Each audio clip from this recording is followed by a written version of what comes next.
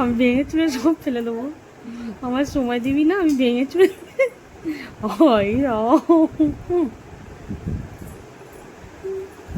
কিরকম তৈরি হচ্ছে তাহলে ভাবো।